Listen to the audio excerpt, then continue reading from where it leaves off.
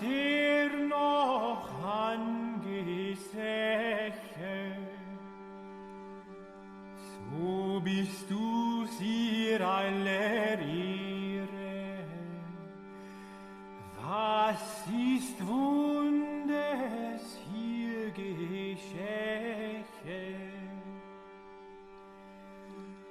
Dass ein Magd ein Kind gebar, ihre über aller Engel Schar.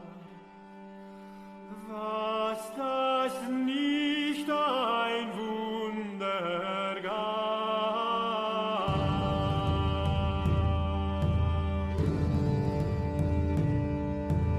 Er ließ sich reinet auf This is The New Right, a podcast for the lost arts, reclaiming the literary holy land from the heathen. This is Dan Baltic. And this is Matt Pegas, back after a few weeks of absence. And a very welcome return it is, because the podcast is not the podcast without the two of us.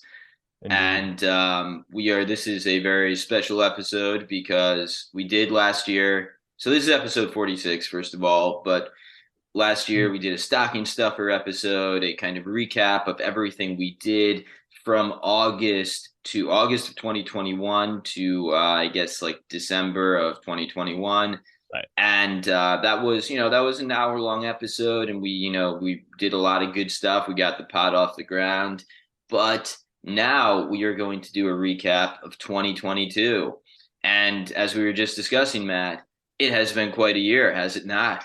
It has. I mean, it's the year we really kind of came into our own more. I remember that stocking stuffer episode. At that time, it felt like we've been going a little while, but it wasn't even half a year, and now we have a whole year under our belt. And not to pat ourselves on the back too hard, but as you were kind of saying, Dan, I mean, it really is a great opus of work that we've done this year, and I think really captures the scene. I hate the word scene, but the literary environment online that we're a part of very well. And it is, not to pat ourselves on the back too hard, but I'm pretty proud of what we've accomplished this year. Oh, thank you. Yeah, no, me too. It's we've done some great stuff. And when I think to where we were a year ago and where we are now, constantly like going out partying with delicious tacos, going to like movie screenings with Jack, like we're just up in it. Matt Forney is constantly throwing parties around my neighborhood, and it's I think our lives are 1,000% more based than they were a year ago. We found adventure within our lives and excitement. I mean, obviously you're kidding a bit about some of this, but no, there really is a bit more of an IRL sort of scene that you've participated in more this year than me, but nevertheless, I think not just our pod, but a lot of people we know have accomplished great things in 2022. Absolutely. Yeah, no, as IRL, speaking of IRL scene, well, we did, of course, meet in person last year. You came over around Thanksgiving time, again around Christmas time. But in April or end of March, spent a week in LA hanging out with you. We did our delicious tacos episode. We did our episode with Eris, which was very special. Yeah. Rest in peace, Eris. Absolutely. I remember, and I don't know if I don't think we said this yet, but I think the way we'll structure this episode is we'll kind of just go through each of the episodes we did and say a little something, but there's no point, there's no harm in jumping around and talk about things we've accomplished in 2022. Our pod obviously grew a lot. I definitely remember that week you came in. I think it was at the end of March through the first week of April. I felt like we were leveling up. I remember because we did our in real life episode with tacos, and the Eris episode was great. And that was also very shortly before Tacos did his in real life appearance at I'm trying to remember what that hotel was even called, but he did a reading. Well, that was the Forever Mag reading. It was the Forever Mag party, and it kind of felt like, and I attended that. Obviously, I met Isaac Simpson there, who's now Friend very of the much a pod. personal friend and friend of the pod, two-time guest this year. We'll talk about both those episodes. I recently published a piece, which I'll take this opportunity to promote, on Isaac's The Carousel, about a layover I had in Las Vegas. It's kind of a gonzo style piece. So suffice it to say, Awesome piece. and everyone should go read that read piece. It's good. But I'm also just highlighting that Isaac has become an important connection as well from around that time. Long story short, that week you came in March and April, and events subsequent to that were very much when I was like, holy shit, this is real. We have a real pod going, and we are growing. I remember Tacos tweeted us out. I was like, this pod's not bad, in his I remember that. That was cool. Understated praise, but nevertheless. And that's in Tacos fashion. Gosh, all right, sorry, we're just getting right into it, I guess, which I guess is okay. But we must have done the 0 HP Lovecraft episode like really not right long after Tacos. That. That was probably our single biggest jump in terms of notoriety, visibility. So yeah, we were leveling up, and then Raw Egg, not our first Raw Egg nationals appearance was not long after that. Yeah, it just was that sense of like in a video game leveling up. Absolutely coinciding with you actually being here and us hanging out, which is of course awesome as always. And we got to do it again in the new year, whether I come to New York or back here or both. I was going to say I will probably. This is an announcement even for Matt because he hasn't heard this, but I will probably be in Los Angeles. I think somewhere in April or May because my girlfriend has a wedding in Seattle, which I'm going with her too, of course. Yep. And so Seattle, it's just an easy hop down to LA. So. Fantastic. Stay tuned. Pretty much like a year after I was there last year. So Yep. So we'll have round 2 of that, which will be fantastic. I wanted to do a round 2 of my trip to New York from last November. That didn't happen this year, but I really mean to within the next, I say within Q1 or at least the next, the first 6 months of 2023. So some of the New York folks who listen to our pod, hopefully I can meet some of you. But yeah, no. Well, you got a place to stay, Matt. Yeah, of course. Thank you. I think 2023 will have a lot of great content ahead, but also hopefully some fun in real life. Absolutely. Well, perhaps that brings us into the list of the great episodes that we did in 2022. And our gloss on them, our kind of like recap with our personal impressions. And so the first episode of 2022 after the stocking stuffer was our good friend Last Things returning to the pod. Last Things is a video essayist. He has a series of excellent vlogs, video essays with based perspectives on pop culture. So Amazon's The Boys, he examines from a based, third positionist perspective. And, many other, take it away, Matt. Last Things was he was a fellow member of the Justin Murphy forum that we met on, so I've kind of been following his work since then. He was an early guest of New Right that I actually had missed that first episode, so that was just me and him. Yeah, it was just you and him initially, and that was a simulcast with his stream, I believe. And part of getting him back was because I had all these things I want to talk about with him. One of which, I thought his video essay on Amazon's The Boys, which is a show I still haven't seen, but I almost feel like I don't need to because his video essay seems to kind of condense all the most interesting aspects of it. Was one of the major motivations to get him back on. And that episode that I think we recorded just a few days after New Year's, I think, was a great first episode. And people should check out Last Thing's stuff.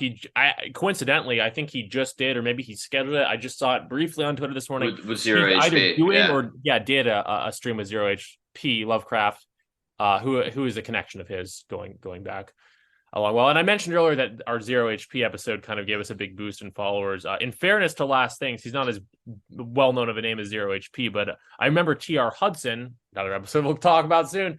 sort of I think he got in. TR had found us through Yeah, last. that's The right. Last Things has a reach as well, and maybe not as big a following as Zero HP, but a following who very much respects his takes on things, and he's a learned man, and people should absolutely check Yeah. out that. I mean, one thing that jumps out at me about LT and why I love talking with him and, maintain a rapport even beyond our episodes, like, back and forth about novels and whatnot.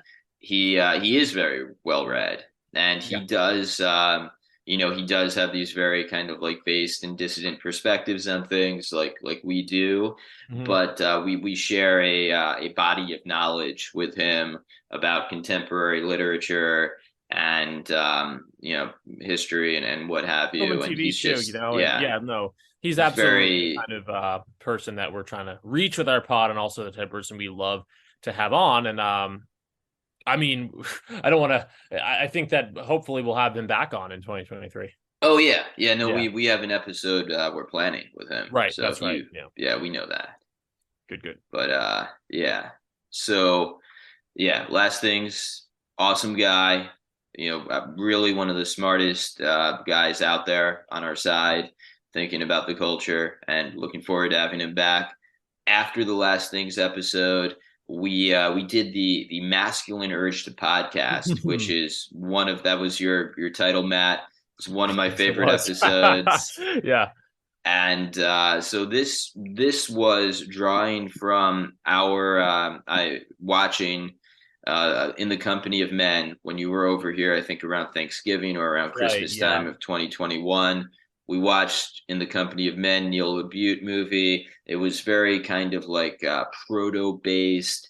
Predicted the kind of like the gender war, the culture Hmm. war, before. This was back in like 1999, so this was way before any shit hit the fan, but it was already on point.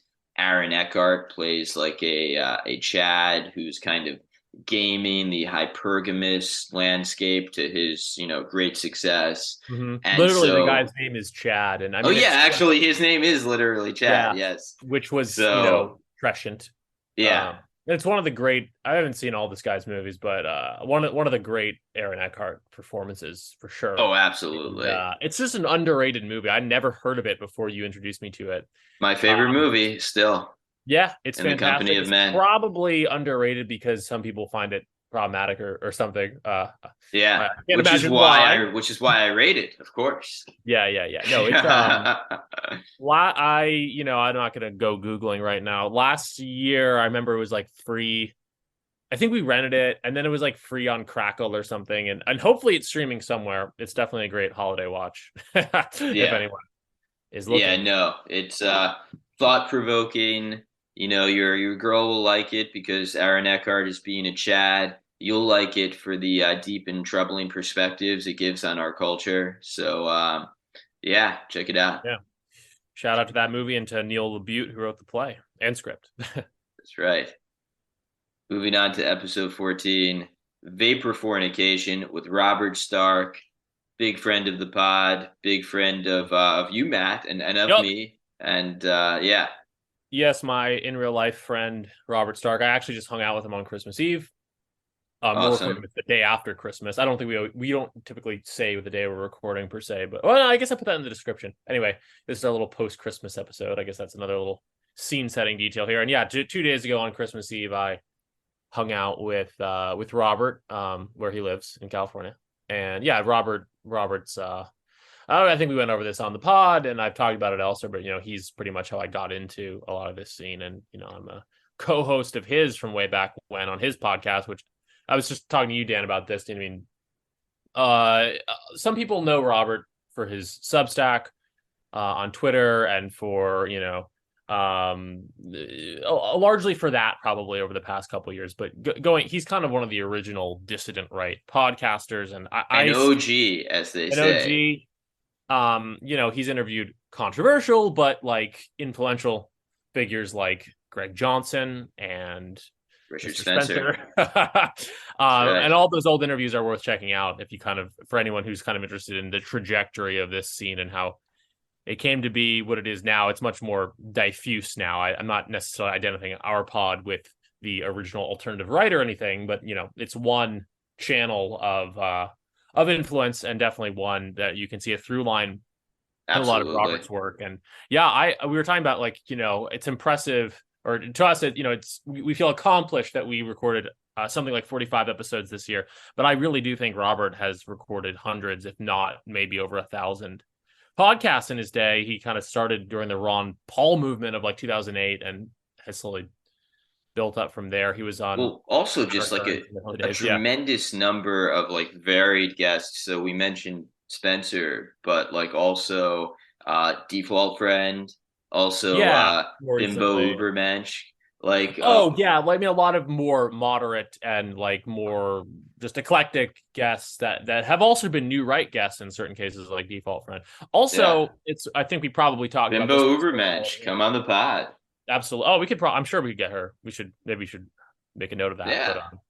But no, Robert also interviews a lot of like random cultural figures, like the director of that movie, what's it called? Miracle Mile from the 80s. And I actually found his podcast through he interviewed Jamie Stewart, who's a ultra lib. I don't really know how he ended up on Robert Stark's podcast, but that's how I found it. I was looking for interviews with this guy, Jamie Stewart from the band Juju. In 2018. That's how so I mean, it's the Stark Truth with Robert Stark. Very so also crucially, this was a podcast to discuss his novel Vaporfornia. Yes. And in addition to being a podcast host, Robert has published 2 novels. First, Journey to Vapor Island. The second, Vaporfornia.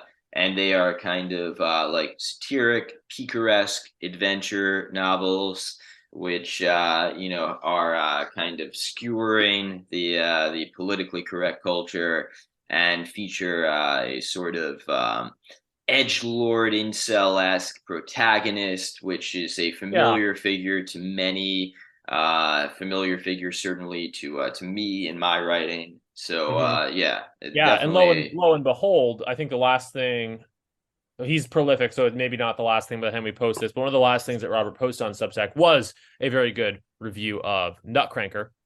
Thank you, Robert. That was an excellent review. We really appreciate it. I turned Robert onto Nutcranker I think even before it was published, because it's definitely in the wheelhouse of the kind of satirical, zany content that his novels are all about too. So if you liked Nutcranker, Robert's books are a little bit less polished, to put it one way, but nevertheless, I would say that if you like Nutcranker, it's worth dipping into. Some hilarious stuff in there, just some lines that just make you crack up. So Journey to Vapor Island, Vaporfornia, beautiful covers too. So vaporwave kind of influenced. Those covers are by. Oh god, I'm gonna have to fucking edit this out now because I don't remember his name. Hold on a sec. Mark Villard. I don't actually know Mark, but he does do fantastic covers for Robert's books and others. So moving on from Robert, we have our episode with the man who found us through Last Things. And I think this is probably one of the first interviews with him. He has become a pretty big figure on Frog Twitter, on dissident writing sphere, whatever you want to call it. T.R. Hudson. He's the author of Automaton, a very good book with a particularly striking cover by Michael Vinson. I think that's his name. Let's get that. Vincent. Hold on. I'm pretty sure. Like, look, he just had a contest for writers to submit their artwork, and kind of like it's like a jokey like kind of thing, like drawings by writers. And so stay tuned, because I submitted to him an artistic rendering of Spencer Grunhauer. So that is coming up there. But we're departing. He did the cover for Automaton, Vincent, and but the man we're talking about is T.R. Hudson. Right. I was just gonna say, even though we're moving back to TR, Michael Vincent's because it's kind of hard to remember, is at MDVSN. for anyone who's interested. And now that I've I said hope that, his I first have to name is also say Michael. TR's, which is at TR_Hudson.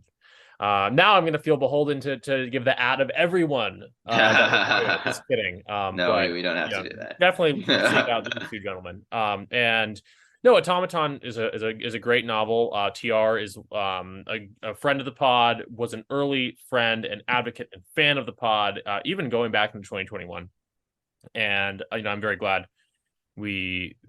Yeah, I Absolutely. think it was probably one of the first and most extensive interviews he gave on Automaton, which is basically a sort of post-apocalyptic take on very much influenced by Cormac McCarthy's why am I not remembering the name? Well, either Blood Meridian or The Road. Blood I mean, like Meridian. probably More, both in a certain yeah, sense. both Blood Meridian and The Road. But from a sort of zero HP Lovecraft also influenced based techno-critical standpoint. Yeah. I mean, what struck me, and I think what struck many other people, is this very creative imagining of what America would look like post crack up or breakdown. Yeah, definitely. And has like the West Coast as a kind of like woke communist, UBI zone where like people are kind of like have all their needs taken care of, but just barely. And it's so like a hyper version of today. Yeah. And the East Coast is just like totally cracked up under like warlord corporations. And so it's kind of like, well, what would happen if the woke regime lost control? How would those areas be governed? And I Definitely. think we would like to believe that they would be governed by like men of honor who come together and like restore the republic.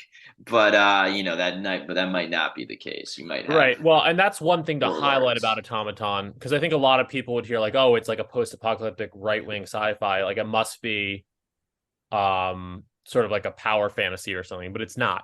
It's a very nuanced and bleak picture. The areas outside of the control of the woke establishment are very bad. Yes. And the kind of the woke utopia is, I mean, it's not good. It's hard. It's like, a last man type existence, but it's also like not some ridiculous like Turner Diaries parody. Yeah. It's kind of just more the banality of that is highlighted more. Yeah. TR recently did a very good interview on the Carousel with Isaac. Mm-hmm. And on that interview, Isaac highlighted, and I think this is worth noting, that though the tenor of TR's Automaton and some of his other writings. Oh, I should say I had the opportunity to read one of his short stories at a reading organized by Stain Haynes, another guest of the pod who we'll talk about shortly, in New York City back in October. And it was a real honor. It was a great story. It was great to read. But getting back to like the tone of his stories, he writes kind of very in a kind of like Cormac McCarthy influenced style, and thematic content, serious work, very Cormac McCarthy, as you said, Jack London a bit too, I think. I don't remember what exactly. But this contrasts very starkly with his online presence, his Twitter presence, where he's a very jokey guy. He has a lot of like, I mean, anyone familiar with the Dan Baltic Twitter knows it's like very zany, very like raunchy and weird. And like that kind of is the vibe that TR cultivates a bit on his Twitter. Definitely. So he's like a very jokey, fun guy. But then you read his writing and you're like, oh wow, this guy he thinks a lot about stuff. So definitely. And I'm looking through TR's feed right now, and I'm reminded that I don't think he was officially the person to introduce us to Astral. I think Astral kind of found us. I think Astral introduced himself to us. but I remember that TR told us. Oh yeah, TR was into Astral stuff. Yeah, he told us to check him out. Astral. Yeah. So you can tell what a big circle jerk this all. No, I'm just kidding. But like yet another figure who very much came into our podcasting lives in 2022, and that we are the better for is Astral, who is another person who's kind of in this network of people with zero HP, Last Things, and TR among others. Yeah. And we'll get to Astral's episode shortly, but the next episode is TV Between the Lines. This is when we took on Succession and White Lotus, Right. another Matt and Dan episode, which are always very fun.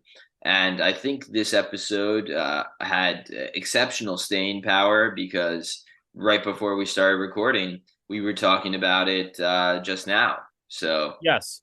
No, well, looking forward to the next season of Succession, which I think will be sometime in 2023.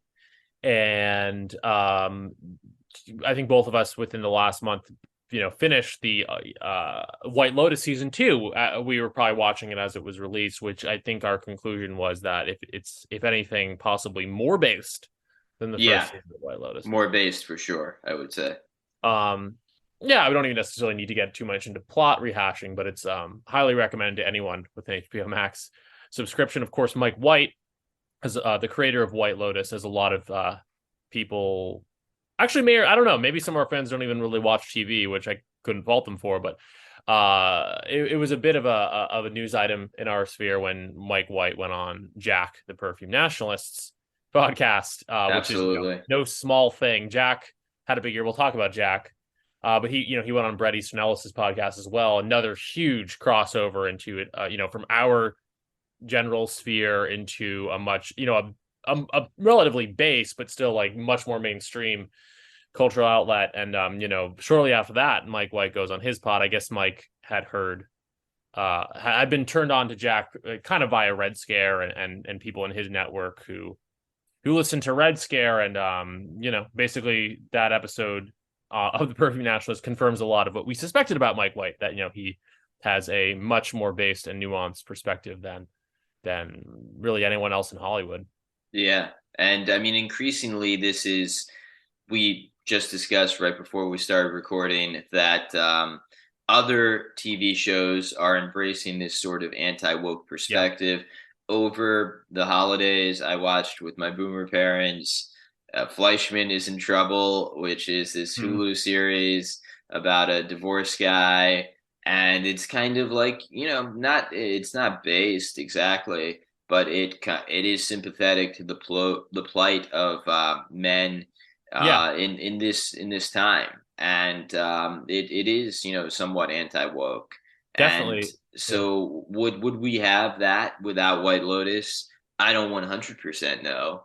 I don't think so. I think the White Lotus more than ever. I think season 2, I don't remember the exact viewership stats, but it did very well. It's one of the most popular and critically acclaimed TV shows on the air. And, Hollywood is a business. So we'll always take notice of that. And I think there are people who are realizing, not that it's not like reclaiming the literary Holy Land from the heathen so much, but it is like, so it's not right-wing art, but it is art that's much, much, much more nuanced in the way that it approaches topics like men and to an extent race. And, it's not going to get Trump in office in 2024, but it's a welcome change, in my opinion, that we have even just from our, not even political, but an artistic perspective, that there is art in the mainstream and on television and, maybe to an extent in the movies that, can actually breathe and has at least the potential of being good because it's not dominated by a groupthink ideology.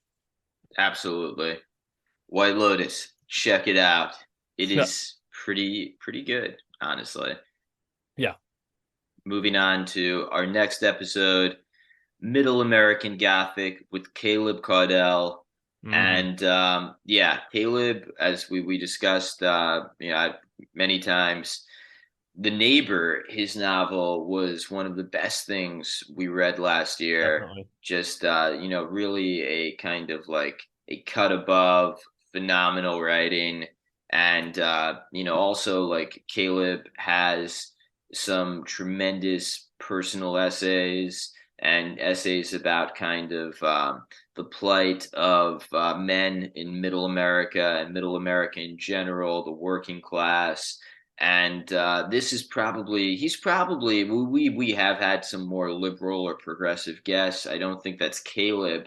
I know that's not Caleb, but he's not particularly ideological either. He just kind of recognizes that the working class will the working class man is not getting a fair shake in today's world. The middle American is not getting a fair Yeah, shake, and definitely. so this novel really kind of digs into that, and it's sort of it's like an homage to the Odyssey because the novel it's about a guy who he appears to have killed one of his neighbors and he's on the run and he's on the run throughout the whole novel. Mhm. He's on some type of it's a road novel, it's an odyssey, it's a kind of journey to the heart of to the dark heart of America, Matt.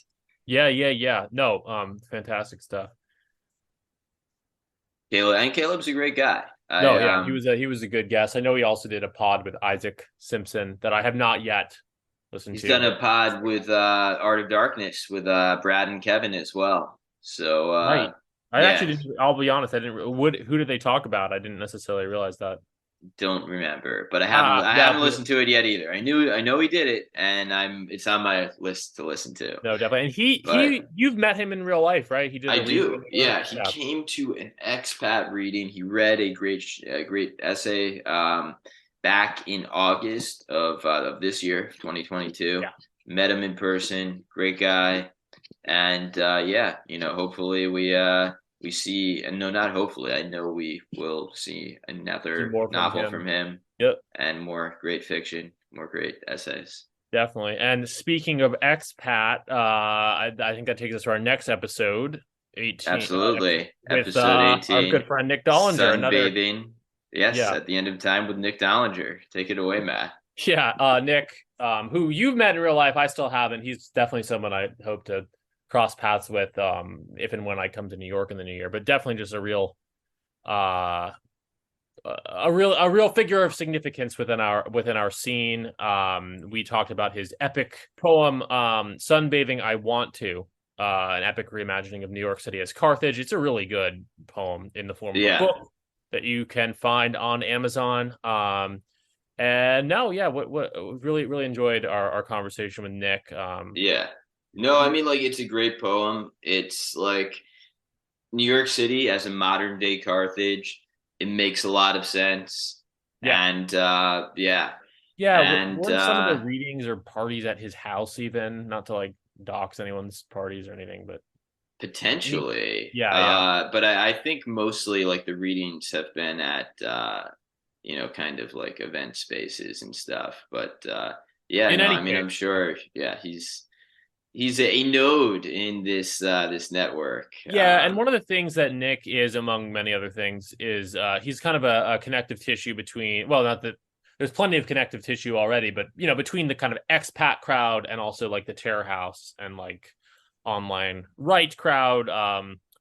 I don't want to say one thing or the other about Nick's politics. I think he's, like any of us, he's nuanced in his way, but he writes or wrote for the Epoch Times. He's kind of got those right wing values for sure, but also is Nick is a man of fundamentally, many hats. definitely.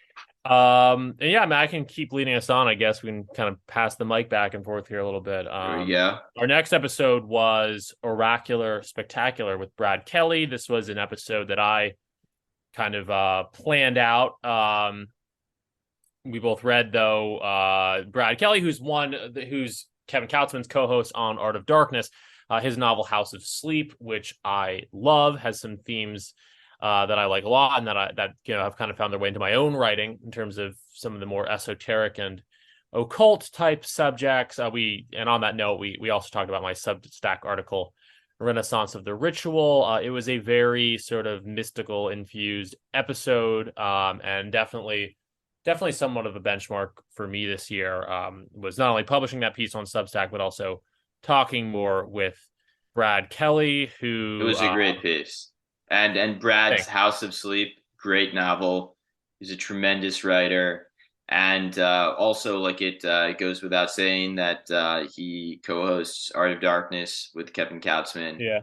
And Brad, yeah, no, great guy. I hope to have him back on or just continue the dialogue with him more in the new year. And I'm hopeful, and not to go too far into this before we talk about Kevin's episode as well, but you did an episode on Art of Darkness. John Kennedy Tool with On Art of Darkness, which people should check out. We'll talk about that probably twice, both with regard to our John Kennedy Tool episode that we did, but also our episode with Kevin. But at some point in the year, I'm also trying to go on to Art of Darkness. If people should you should, because like Art of Darkness, God, they as they say, they put in the work.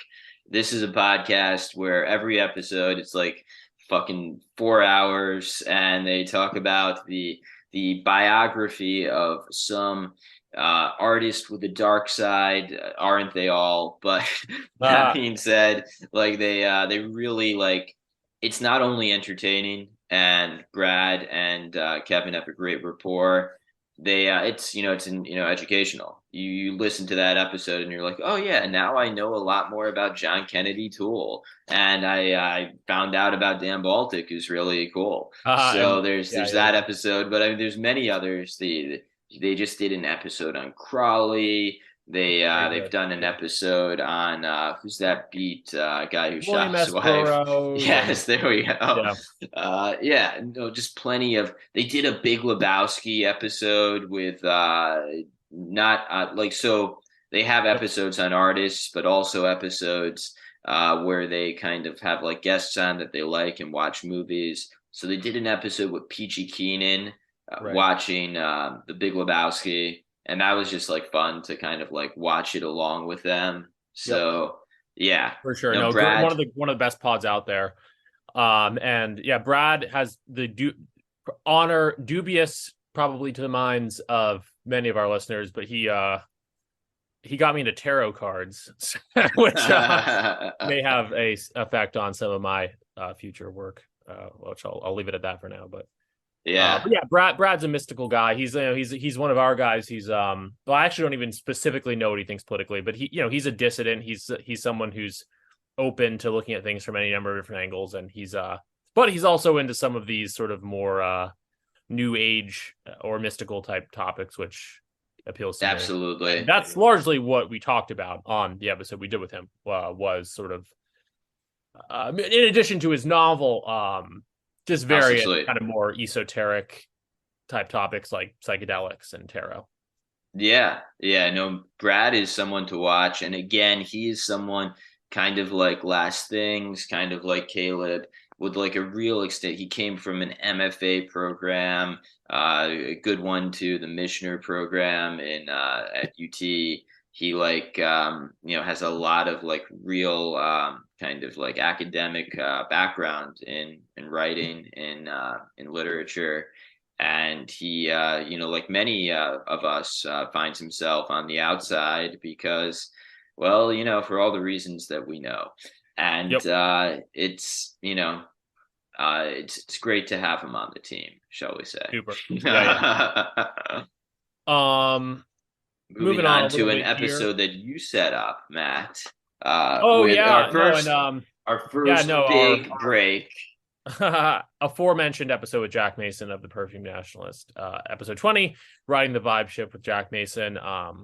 Very good episode. I speaking of Robert Stark, I interviewed Jack with Robert in 2020, but this was a good. I knew we had to get him on new, right? So definitely part. Kind of preceding our episode with tacos and some other figures, definitely a big breakthrough for us. What is there to be said about Jack? He's anyone who hasn't listened to the Perfume Nationalist should check it out. And as mentioned, that pod continues to be ascendant. I'm jealous, frankly, that he went on, Bret Easton Ellis's podcast and got to interview Mike White. I don't want to rush through this, but I guess we're only in March still, Dan, and we have to get. No, that's true. We got to get going. No, I mean, we all know about Jack. I don't think Jack needs us to promote him, but it was definitely an honor to have him on. Yeah. So moving on to the next one. This is another one you set up, Matt. Glitter. Yes. And so this is I was in LA at this time, and I was hanging out with you. This was our first. You very graciously put me up at your apartment, and I was sleeping on the floor. You spent the whole week with me, Matt. Thank you for not killing me. Yeah, and we did 2 episodes. We did. So the first of those episodes was Yeah, Glitter And bombing with Eris. the first one we did, yes, was glitter bombing with Eris, which we recorded. I think we recorded last day of March. Yeah. And Eris Elizabeth Victoria Aldrich tragically passed away on early July, maybe July 4th even of this year. And Yeah. I don't really have words for that. It was a real shock and tragedy. Learned about shortly after it happened. I didn't know her. Neither of us knew her super well. I think when it happened, we offered our condolences on Twitter, but I mean, I never felt like I was in the position that we knew her well enough to do any kind of more formal obituary or really, certainly not Yeah.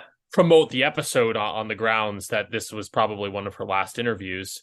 But matter of factly, we're hitting the end of the year now, and it probably is one of the, if not the last interview she gave. I'm not saying go listen to it because of that. I'm not trying to exploit it in that way, but just matter of factly, this was a very intimate interview we did in her apartment in Northridge. Where we talked about her work, where she showed us. I mean, also published. Right, like it wasn't just in her apartment. We got Chipotle with her. We took her. We were hanging out in the valley with Eris, and to get that news, is shocking and heartbreaking, and because she was a very sweet girl. She was very sweet, and her book, Ruthless Little Things, very talented girl too. Very talented, and I think she had a lot of life in front of her. Needless to say, absolutely. I mean, again, I don't feel like I know her well enough to get too in depth, but at the same time, we had the conversation. She was facing some potential legal troubles. And she was even saying to us that she may just end up having to go to jail, that she may just, rather than, I don't remember what the specific details are, but one thing that she said that I definitely was thinking about after that she passed away was how, in her mind is well, going to jail might not be the worst thing. I kind of use it to focus on writing and just kind of have it be this focused period. And, it would have been also bad if she'd ended up in jail, but at the same time, I kind of believed when she said that could have happened. You know what I mean? That she could have. Oh, absolutely. Yeah. I mean, she definitely had more great work in front of her. And, it was needless to even say a life cut far, far, far too short. Yeah. Even selfishly, from my perspective, I remembered speaking to her during that interview, during that episode, and getting her, her perspective on art and everything. And I was excited at that time to, it wasn't published yet, but to share my novel with her, and I wanted to get her thoughts. And, I'm sad that I'll never have them. And definitely. She was an awesome girl. And definitely. Rest in peace. That's definitely. That's our end of the year sad moment of. The Oscars, I guess. Well, moving on to a man who is not dark tonal shift now. Well. I'm looking at the title we gave this episode now. I'm like, Jesus, was this a mistake? I remember someone said it was crass at the time, and I was like, "Fuck you" at the time, and now I'm like, "Wow." But no regret. Episode 22. Will you sign my pussy with delicious tacos? Recorded live at my house. That's right. And we talked about it a bit earlier, but yeah, very much a benchmark episode for us. Tacos, despite having the reputation as being something of I almost cringe to say this, but something of a literary bad boy, something of a, outsider literary figure who writes about controversial topics such as banging, getting laid, women. Is a really upstanding and kind person. And, we'd reached out to him early on in the lifespan of the podcast, told him, and I've actually, again, another person I've actually interviewed before with Robert Stark, who I wanted to get on at the time, new podcast, new, right. And he was a little busy when we first reached out. But one thing I'll always really appreciate with Taco is that he actually followed back. A lot of the time when you're pursuing a bigger guest, it's always hit or miss. You have to pursue them. And I remember with him, he actually reached back out and was like, I'm still thinking about you guys. Let's find a time to do it. which was very much appreciated. And then I was surprised because I think of him as a very private person, which he is, but nevertheless, he said, would you guys want to record it in person? Because he knew we were both in LA, or he knew that I was in LA and that he was in LA, obviously, and you were going to be in town, Dan. So that's what we did. And it was kind great. of surreal for me at first because, I know he's obviously a big online figure. Fantastic interview. Worth doubling back on. Hope not to put pressure on him if he if he on the off chance he's actually listening to this, not to put pressure on him. Hopefully we'll see another Tacos book in 23. Yeah, no, I mean he is working on True Romance. I think that's the title of his next novel. True Love, and hopefully or True Love, and hopefully that is coming up soon because I remember at the beginning when we started this pod, we're like, who are we trying to profile? Like, what is the type of author we're trying to platform, and who is our ideal guest? It was Delicious Tacos. Absolutely. In both cases.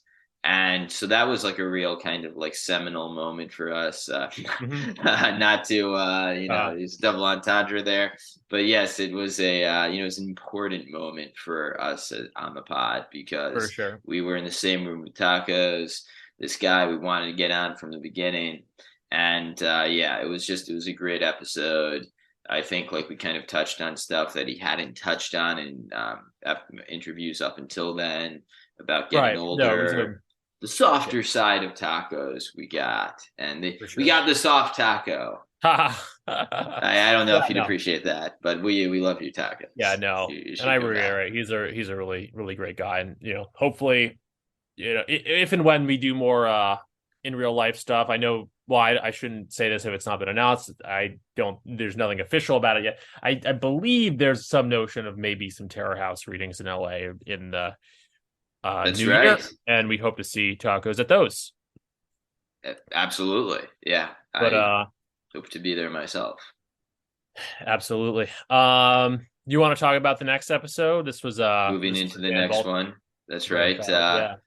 I brought in Howling Mutant, who the episode Howling into the Void with Howling Mutant, and I said at the time, I maintain today, he is one of the funniest posters out there. His tweets are just fucking zany as hell, just this kind of crazy shit, but also very intelligently crazy, raunchy, weird tweets.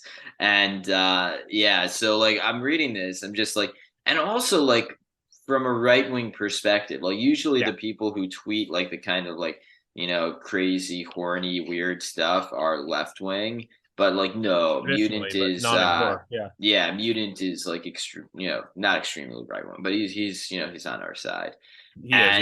So we got him on, and we talked about River's Edge and another David Lynch film as well, I believe. Is River's Edge not a David Lynch film? No, River's Edge isn't. River's Edge is hold on.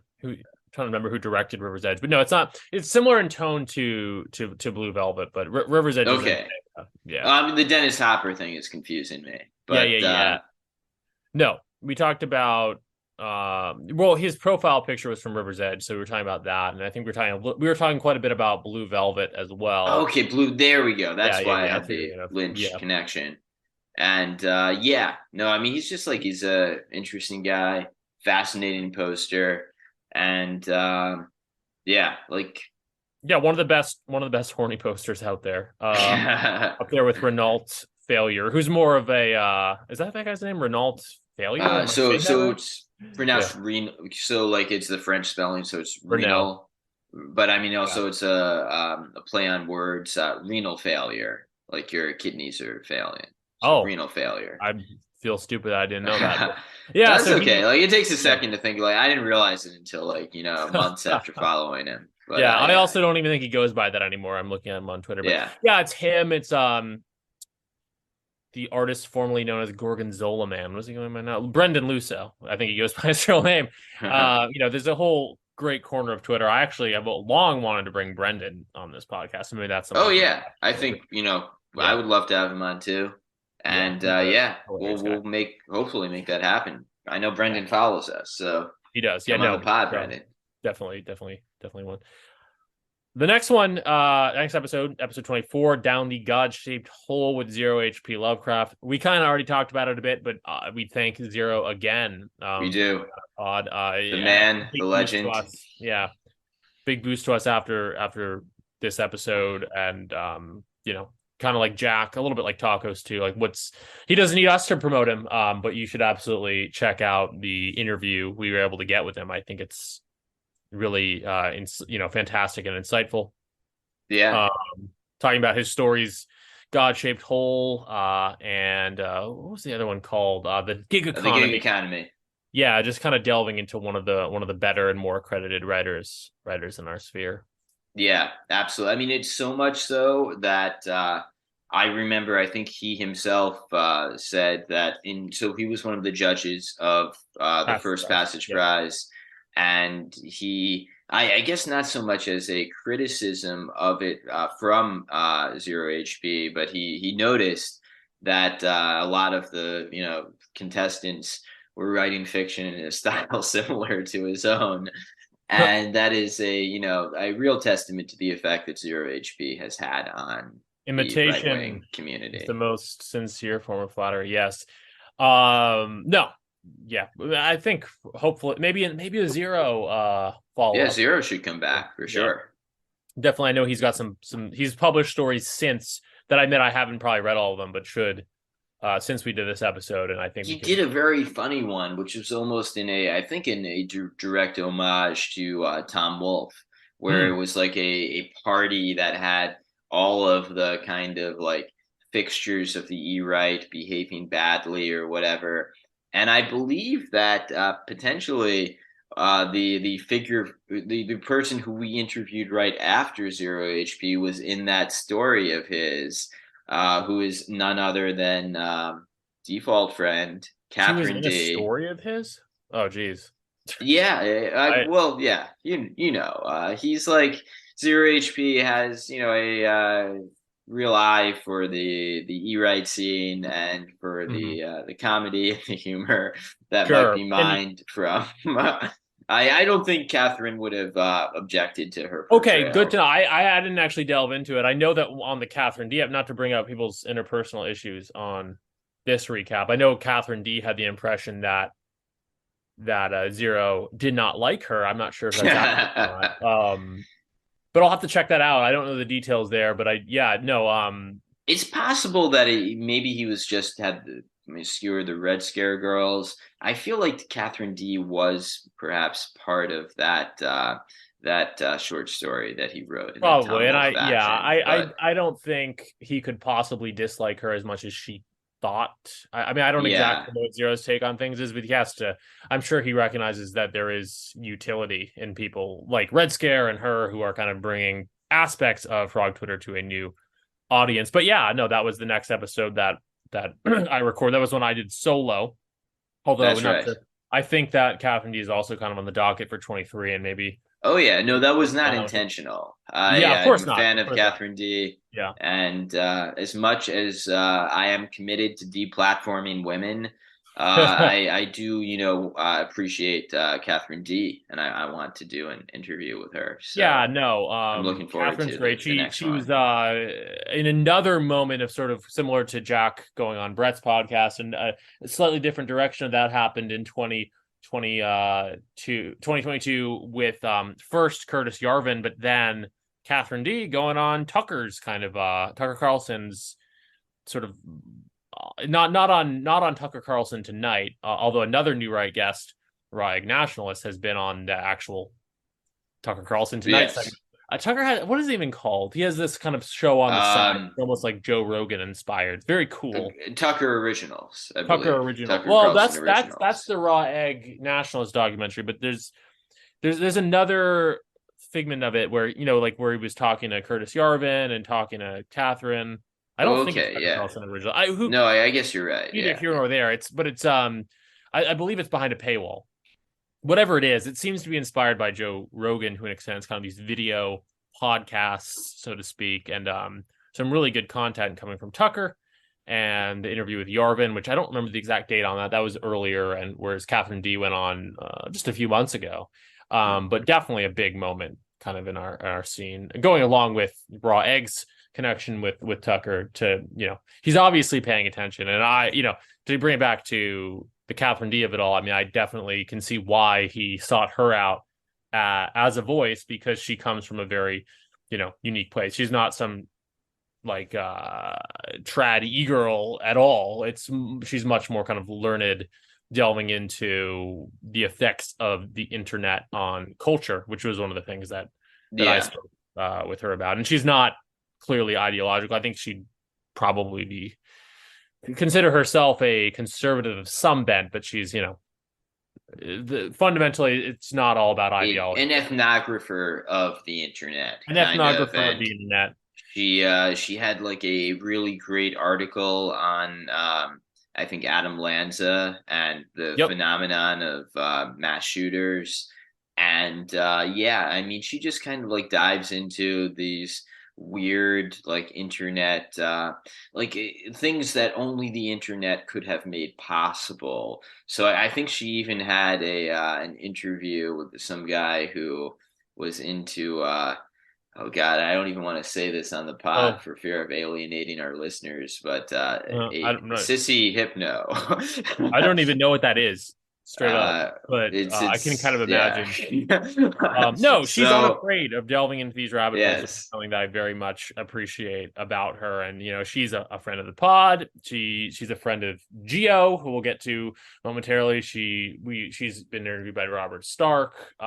She's well connected in this sphere of ours. I was gonna say something else about her, and I'm now talented woman. Yeah, definitely. Oh, she of course does a advice column with Delicious Tacos, which is another. Oh, and does a pod with another guest, Steph. Oh man, so she may be, Jesus. Like, I mean, she's a node. Yeah, a connecting node for many people. Absolutely. But moving on. I'll skip over the next episode. Matt and Robert Stark start a new religion, kind of continuing. We already talked about Robert, and we are talking a little bit about the more esoterica of it all that I'm kind of. We're only up to May, so we're only up to May. People should listen to that if sort of more esoteric and occult topics are of interest. Robert and I had a good little IRL chat on a trip of ours, and I'll probably continue writing about some of these themes. We can sort of leave it at that for now. But then to go another step ahead, and getting towards the end of May now, our episode with Gio Penichetti, yet another major figure and node in our scene. Again, absolutely giant Gio, giant physically and also in the culture. He's an amazing guy.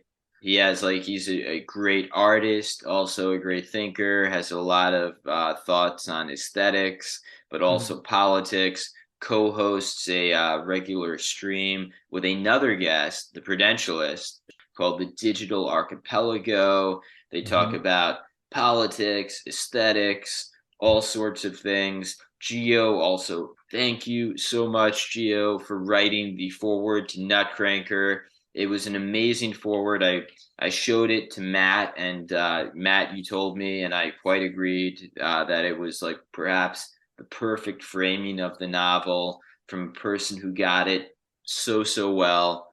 And Gio is just a guy who gets it, and we loved our pod with Gio. Absolutely. And I guess that brings us to our episode with Ryeg Nationalist, which we also have talked about a bit already, and we had him on again back in November, and he's a fellow blurber of Nutcranker. That's right. Ryeg, a man who needs no introduction, really. Like, our most popular episodes are the Ryeg, among our most popular episodes are the Ryeg Nationalist episodes. And he, a real Renaissance man. Not only did he publish Ryeg Nationalism, the Eggs Benedict option, which are not only do they provide a sort of schedule for the health and the body to allow you to divest from the kind of processed food culture that is promulgated. They also, especially the Eggs Benedict option, provide a critique of the current political situation and the Great Reset, and how the government is trying to, frankly, control you with food by Yeah. giving you bad food and making you weaker. Nope. And Yeah. so this is a man who has thought a lot about the human body, the human diet, what we eat. And he's like, literally, like, listen to him and you will get stronger. Read his work. You will learn how to eat better, and this is an interesting tidbit, perhaps inspired by raw egg. I probably back in, like, this time when we recorded this raw egg episode, or even earlier, I started cooking in 2022 with duck fat. And so I Thousand seed recently, oils, right? yeah, yes. Yeah. And so I recently had my annual physical checkup, and the doctor said, "Well, your cholesterol's down. Oh, are you eating any differently?" And I'm like, "Well, I'm cooking with duck fat now." So Yeah, I know. yeah, I mean, like, there's a lot, like, they call him a bro scientist, rag nationalist, but there's a lot of science in bro science, and in it. Absolutely. No, and it's, not even go. I haven't done anything as concrete as switching to cooking and duck fat, although I do avoid the oils to a large extent. No, I always say this about people like Rag Nationalists as well as BAP and Benjamin Braddock, the other bro scientists, just other general people in our scene who are focused on health and wellness, not in some feel good banal way, but like in a way that's integrally connected to getting stronger and integrally connected to the politics of it all. These are people who you read and they actually really care about like the welfare of the people who read them. They're not grifters. It's real stuff, and a lot of it's somewhat experimental. You kind of have to figure out what works and doesn't for you in terms of the diet of it all. But as I've kind of begin to enter my later 20s, I'm thinking a lot more about what I'm eating, and people like Raw Egg Nationalist and BAP and others really provide a good a framework that you can adopt and kind of see the effects in your own life. Notice your energy levels rising. This stuff is really important, and it's something that I thought a lot more about. I started thinking about this kind of stuff around the time we started this pod in 2021. I kind of came into 2022, with healthier lifestyle choices, and I'm going into 23 still thinking about that. It's banal, but like, we in this scene, we have our own sort of New Year's resolutions, and it's always important to be thinking about ways Absolutely. to And we cut to would the be yeah, go on. remiss if we did not say that Raw Egg is the publisher of Man's World, which is a real men's magazine in a world where men's magazines are now made by and marketed toward women and homosexuals. This is a man's world for the straight man, and it's fucking phenomenal. Like, I It's own the great. Yeah. annual. It's great. It's like, the Antelope Hill produces a bound annual edition of Man's World that compiles like the best of the past year. The new one is coming out very soon and may already be available. And it's glossy, has articles from BAP, articles from Ben Braddock, articles from all sorts of luminaries and lights from our sphere, Astral, Yep. many others, Stone Age herbalist, just like a real mix of fiction and nonfiction. But this is all stuff, like, it takes you back to the days of, like, if you're like me, you grew up in the 90s. There were magazines like Playboy and Esquire, which like actually had articles in them that you wanted to read. And you would Yeah. look through it and you'd find, like, oh, this is something interesting. And you flip the page and find, oh, this is something interesting. And now in the mainstream, we don't have that anymore, because as we all know, these magazines are captured by Globo Homo. Mhm. and you flip through them and it's like, oh, this is how to talk to your son about sexuality or some shit. Yeah. So like this is like, you're not going to get that in man's world. You're going to you're going to get some actual stuff you want to read and doesn't horrify you. Yeah, very much worth checking out everything Ryeg has done. And speaking of masculinity, as is a frequent, I guess, theme on our Absolutely. pod, our next episode we did was on by far the most popular movie of this past year. And it's kind of in this funny New Year's way right now. I'm looking back, it's like, wow, it almost feels like longer ago that Top Gun Maverick came out, doesn't it? I don't know. It's kind of funny. Like it's almost like that was a Yeah. figment of. It's crazy that it has been. It feels like that. It feels like Top Gun Maverick has been with us in the culture for longer than a mere. So this was our long. Top Gun nationalism episode. Yeah. This started off when I was in LA, and we I think Eris, she mentioned something which led me It's to weird say how these things happen. Yeah, Something yeah. I don't know if it was her, but you mentioned to her that we were talking about I was born in Red Mike Shard or whatever. 1986. Yeah. And I told So her she's that giving in birth years 19 and places, and you said you were born the in same the year I was born, 1986, Top Gun was the top grossing movie. And so we maybe that night, maybe the next night, we watched the original Top Gun.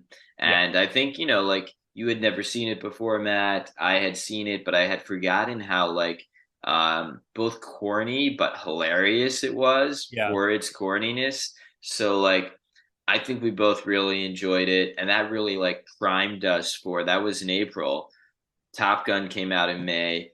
This is a June episode that we recorded about it, but it primed us for Top Gun Maverick, and wow, that was it was a really good movie. It was a return to it was good the return in a to way. form. But yeah, a return to form, and I'm glad to see that it did it as well as it did. I largely agree with the sentiments of the Bret Easton Ellises of the world that the theatrical experience is very much dying, but kind of like Once Upon a Time in Hollywood, Top Gun Maverick was a little bit of a pleasant throwback to an era where these things did matter, and as our friend Bab would say, where you could go and see white men doing badass things on screen, which is harder to come by now. And as Maverick would say, when he's told that your kind is going extinct, not today. Exactly. And the most probably the most memorable scene to me, that very early scene. And I think that says it all. Not today. That's our new motto. Not today. Right after we take back the literature from the heathens, it's not today. Yeah, indeed. So another man who says not today, who is always in the fight, always kind of like thinking about the future, thinking about what should happen, and where we should go as a society, both in terms of literature and politics, is Astral. Astral reached out to us shortly after the Zero HP episode, because he was like, I thought I was the only literature pod. You guys have a literature pod too. And so there a great friendship was formed. We talked with Astral quite a bit, and we eventually did this episode, New Frontiers with Astral. Yep. Where we later go on, sorry. Where we dove into Cormac McCarthy's Blood Meridian, which Astral wrote a very good essay about. And indeed, I think he did a pod about it on Astral Flight Simulation, which is an excellent podcast. Astral, in fact, I am now currently, this morning while I was making breakfast, I was listening to his episode with Charles Haywood, an amazing episode. Astral gets on the best guests. He's not sucking up to Haywood. He's actually giving like a real, like, there's a real back and forth. He's like, discussing critically policy positions and other ideas. And so Astral's pod is a must listen, I would say. Definitely. He's very well read. You can always trust Astral to like really delve into it when it comes to real work. Not that not that stuff in our scene isn't real, but you know what I mean, like older works of literature that he's read and has new thoughts on. I mean, we covered. I'm just looking at the list here. You know, we talked about Crime and Punishment. We talked about Thus Spoke Zarathustra, Blood Meridian, as you mentioned. A bit about Kerouac, a bit about Mishima. He's read a lot of these people, and he has new and fresh thoughts about all of them. We later in the year went on made an appearance on Astral's podcast, which is not a simulcast. It's only available as an Astral Flight episode, and people should delve in. If you like, I think it is actually paywalled as well, so you may okay. have to to pay for this, but yeah, it's worth it because you get to hear me and Matt. You do. So. You get to hear us more, and we're not paywalled, so you know you can hear us for free, and then you can pay to hear us on Astrals. But in all seriousness, if you like New Right, you will absolutely enjoy Astral's podcast, and we do recommend it. I guess the next episode was our episode with good friend Isaac Simpson of the Carousel. That is right. Which we talked a bit about, but this particular episode is called Branding the Vibe Shift. It's our second episode with the word vibe shift in the title. I think we got the episode with Jack was kind of just more generally about the change, you know, like the changes to kind of the online right scene where podcasts like his kind of got bigger later on, where there's kind of a more fluid conversation of culture that's not explicitly ideological. But with Isaac, we were talking about the vibe shift in the really proper sense, which is as defined by cultural critic Sean Moynihan, who I gather is something of a friend of Isaac's, and has to do with that sort of Sean Moynihan being the coiner of the terms such as normcore, kind of a predictor of trends with a track record of correctly predicting trends. And now Sean Moynihan has a distinction of kind of having predicted or still in the process of predicting this supposed vibe shift, kind of coalescing around podcasts like Red Scare. I think you also see it, as we talked about with White Lotus, where in the culture, sort of, if not fully dissident, then at least anti-woke ideas are going more mainstream and becoming more cool. And there's this kind of almost rebirth of a certain hipster culture that is anti-woke. And we talked a lot about a lot of things with Isaac, but that was kind of the namesake, was that Sean Moynihan concept, and it's a good conversation.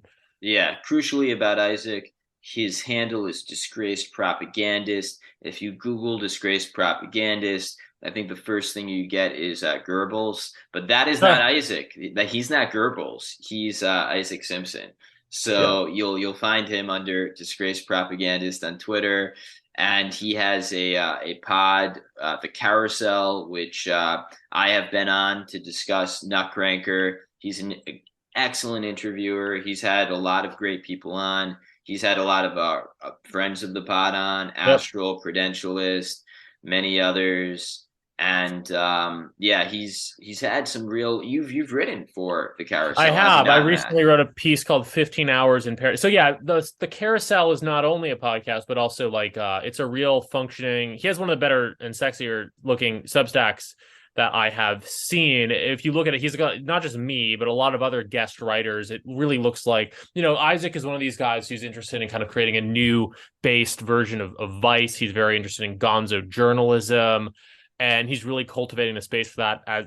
As you mentioned, Dan, I did write a piece called 15 Hours in Paradise, which is kind of my own gonzo journalistic take on a 15-hour layover I had in Las Vegas. Please check that out. But also just check out Isaac Simpson's The Carousel more generally. There's a lot of great stuff. Isaac's had a huge year. You know, when I first met him in April at this Forever Mag launch party, he was just getting back into into the scene and into posting. He kind of told me that, you know, he'd had previous incarnations of having a podcast and having a blog, and sort of gone back and forth, concerned about the OPSEC of it all. But, you know, very much at the kind of the outset of this year, or not even the outset, really even going back to April, even going so not even like the beginning of the year, but like even 4 months into the year. So it's not even just that he said a big year, but a big 8 months. Sort of concluding that he really wanted to, like, a part of his life was missing if he wasn't, you know, saying what he truly believed online. And he's had a pretty explosive 8 months. He had a piece called There's Going to Be a War in Montana, again in that sort of gonzo journalistic style, about the cultural clash happening in Montana between, you know, the rural sort of Trumpian element with a sort of I don't even know if the word is gentrifying, but a sort of coastal elite sort of honing in on the territory, which exploded, was picked up by a number of different journals. It ruffled a few feathers as well. He had a bit of a spat with the writer Walter Kern about this piece, although I understand that they later made up at Urban Assembly in Miami, so all's well there. But it was, it was a bit of a polemical piece, and it ruffled some feathers, but mostly, just really got across a lot of radars. And more recently, he, I think, was retweeted by Anna Kachian. Just a really big year all around for Isaac, and we look forward to seeing what he has going on in 2023. We'll briefly revisit Isaac later, because this was actually the first of 2 episodes that we did with him. Yeah, no, absolutely. Isaac, the Carousel, everyone check it out. He has, some really tremendous thoughts about what is going on today, and and great interviews. So, but we will talk more about him. Moving on to what is actually our most, if we were to count by views, our most popular episode. I didn't even realize that. Interesting. Yeah, by leagues in a way, actually, because they distributed us through their Patreon feed as well. So we went out to all of their audience. We got the good old boys on the pod, and we had a damn good time with them, because we discussed the oeuvre of Jean-Claude Van Damme.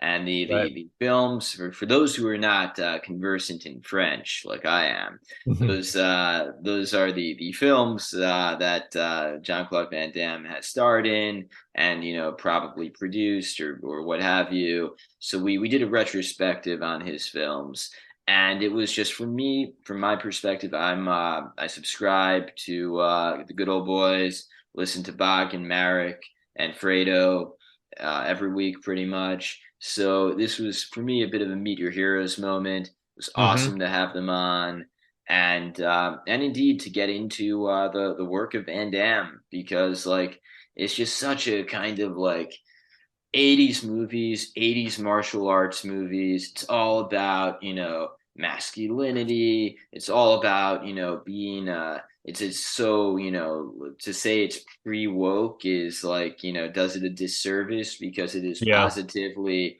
so anti-woke. It's it's before, it's what wokeness was reacting against, and that is basically right. Yeah, so that these are fucking awesome movies, and so we enjoy digging into Bloodsport, Kickboxer, Double Impact, and just talking about Jean-Claude Van Damme and what it means to be a man. Yep. No, 100%. I'd never really seen much of Jean-Claude Van Damme's work beforehand, but I consider myself the better off for having watched Bloodsport and for having talked about it with 3 distinguished gentlemen, including yourself, Dan. But that was great, and good old boys. Hopefully, we do another one with them soon. Yep. And they're continuing to you should listen to the Good Old Boys podcast, because they every week do news roundups, but they also have great guests. They've had Angela Nagel on. They've had Yarvin on. They have these random professors on and talk about really kind of sophisticated stuff, which is they're super learned about history and everything like that. There's a very fun element to the Good Old Boys podcast, but there's also it's a very serious podcast at the same time, and very intellectual. Absolutely. And serious and intellectual is perhaps a good segue to Poetry Grifting with Steph. And that was our follow-up episode to the Good Old Boys. And I remember when I told her initially, you're going to go on right after an episode. She didn't know who the Good Old Boys were. An episode with the Good Old Boys. She was like, ah. But now I think she knows who the Good Old Boys are, and probably enjoys them. Yep. And so Steph is a poet. She is a kind of fixture on our side of Twitter. She tweets a lot of very insightful and she's a good poster, in addition to being a good poet, and Yep. gets a lot of engagement, gets a lot of people, commenting, and she's Yeah, I remember some she was. I didn't thought-provoking really know who she stuff. was, but she was an earlier follower of ours and definitely became a good friend of the pod. And yeah, as you said, I admit I have not. This was an episode you did solo, and I haven't read as much of Steph's work as I would like to have. But she's absolutely a very talented poet in a scene where a lot of us are like writing short stories. She's definitely one of the premier poets.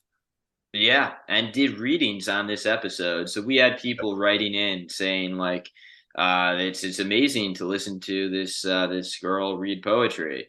And Steph was, said to me something like, have these people ever heard poetry before? And who knows? Maybe some of us haven't, but it was a good episode, and she's a good reader. And yeah, I know she has a collection coming out, a collection of her poetry coming out soon-ish, next year maybe. And I know I'll buy a copy. So Definitely. Yeah, I encourage our listeners to as well, because she's very definitely. talented. Yeah, no, for sure. I think that leads us to definitely this one feels significant, this next one. Episode 34 on Absolutely. the consolation of podcasting. Oh man, Dan, you've talked about John Kennedy Toole on Art of Darkness. We've talked about so much on this. What more is there to say? But so maybe I'll take it away here. You go ahead, You know, Matt. your book Nutcranker has been noted by yourself, but as well as by many critics and other figures as having certain similarities to A Confederacy of Dunces by John Kennedy Toole. I had never read A Confederacy of Dunces. I knew it was a favorite book of yours. It took me a while to actually get to it. I kind of had been meaning to ever since we first started talking, back in 2021. And you told me that your book was kind of similar to this book. And then you described the plot to me, and I thought it sounded hilarious. It took me a while. It took me till this last summer to get to it, but I'm glad that I did. Confederacy of Dunces by John Kennedy Toole, one of the absolute, great American novels, and one of the greatest humorous novels. Very, very funny. And as you have noted, and as people like Geo and others have noted, very much kind of a prescient in kind of predicting the scene of the kind of shit posters that we have in our scene. And doing this Absolutely. episode with you, I mean, I'm not going to be corny and say it was like an emotional thing, but like, I don't know, it felt like, because as funny as A Confederacy of Dunces is, it kind of is also about being a An man outsider. against time, so to Yeah. speak. Sort of, not in a super based way, but you know what I mean. No, no, Being a definitely. man who, with that sense of being born in the wrong times, which I think is an affliction that faces many of us, and I think we were able to sort of channel that into the episode, and it became, a lot of people cite this one as a favorite episode of theirs that I've talked to, Yeah. of ours, as being sort of just something to rally around, novels like that and the way that they can still be read.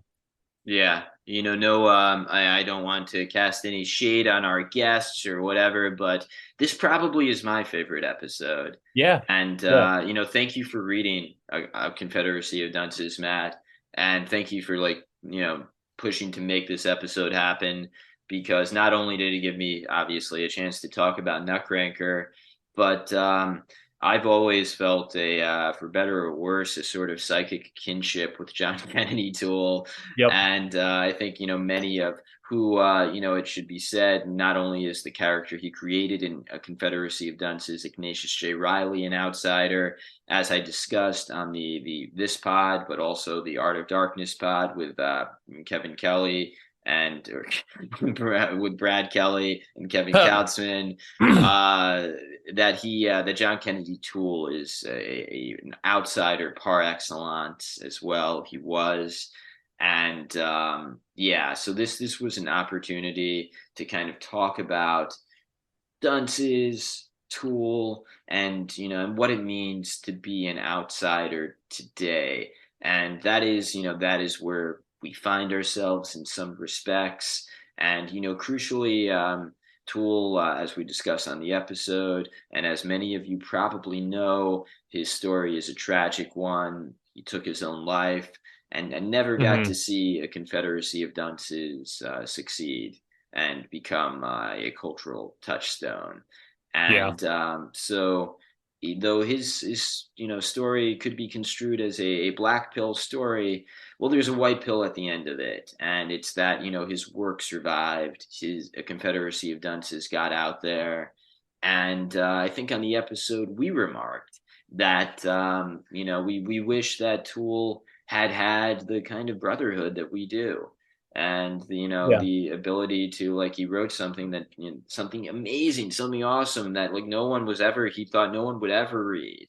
Well, like, the no one's in the mainstream published Nutcracker. No one in the mainstream published Dragon Day, but people are still reading it, and that's I think that's something that gives us a lot of a real shot in the arm. And it's I wish that Tool had the community soundscape, the community that we have. Hmm. No, uh no, for sure. That's kind of how we signed off on the episode, and is yeah, very much what I mean. And when it's kind of an episode to rally around. yeah, no, Um, definitely. no, for sure. We are, man, we're still only in August. Should we accelerate here just a little bit? Yeah, Yeah. we can put the step on the gas a little bit. Yeah, I mean, so our next couple were with just kind of two other members of our broader community that I think we've already highlighted both of them to a certain extent, but we did an episode with Stain Haynes, and then not long after that, an episode with the Prudentialists, which was a simulcast. Anything you want to say about Stained and the Prudentialists, other than that people should absolutely, follow both of them. Yeah. So Stain Haynes, he's a man about town in New York. He organized a reading in October where I read T.R. Hudson stories. Stained also has an apparel line with it's called 718 TV, with these kind of like provocative kind of cartoon images that somehow are not quite like political, but yet dissident. They capture a Yeah, dissident spirit or for emotion, sure. and so he's a real artist, Stain Haynes, and also a writer. He's published some great stuff. He's the one of the editors. Perhaps I think the editor in chief or the publisher. He is the Cars and publisher. Ag, There's a Cars and Women, different yeah. editor in chief of Cars and Women magazine, and so he is another content creator out there influencing the scene. We love Stained. He's a friend of the pod. The Prudentialist. There's a guy who is just really contributing an incredible amount to the culture. He has his streams. He has all of his articles that he writes. He has one of the better Twitter accounts out there. He is a not only a kind of like cultural warrior for the right, for more traditional return to tradition of sorts. He also is a curator of the culture. So he had us on to talk about fiction on the right because he has an interest in that. And furthermore, he had me on specifically to talk about Nutcracker.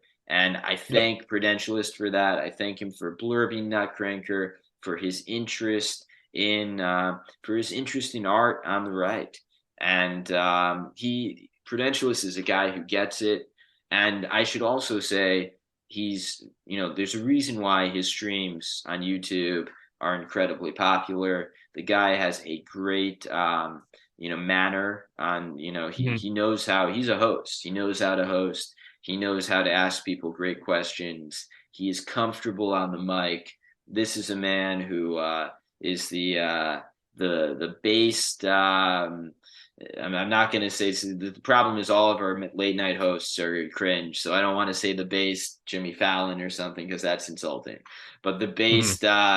the based Dick Cavett, I guess. Yeah, for There we sure. No, go. he's very, very talented. And I admit I actually still haven't listened to your conversation with him on Nutcracker. I'll put it on my list to listen to over the next couple weeks as we round out the year here. But no, Prudentialist is absolutely, a talented got to follow. I think that brings us to September, making some progress here. Not that That's this right. is work.